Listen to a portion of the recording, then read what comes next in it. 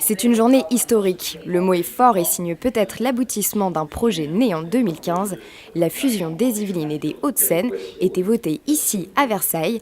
40 voix pour et 2 contre. Un succès pour Pierre Bédier et Patrick Devedjian, les présidents des 2 départements. Que l'Ouest est très maltraité par les pouvoirs publics depuis fort longtemps, ça n'est pas une question de gauche ou de droite, mais depuis une 50aine d'années, l'Ouest est oublié.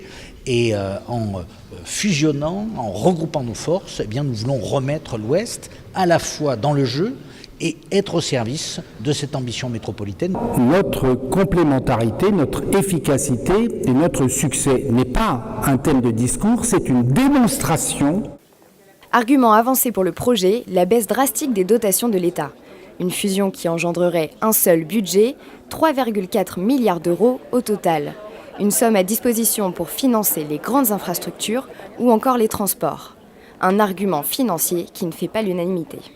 Si l'État est vraiment impécunieux à ce point et qu'il va faire les poches des départements, il va peut-être commencer aussi par les départements les plus riches, à savoir les Hauts-de-Seine. On fait aujourd'hui un saut dans l'inconnu, c'est-à-dire qu'en réalité, le président nous avait annoncé que l'on prendrait le temps de se rapprocher pas à pas. Nous n'avons eu aucune réunion de travail et d'approfondissement sur ces enjeux et la fusion est arrivée et la procédure est lancée aujourd'hui.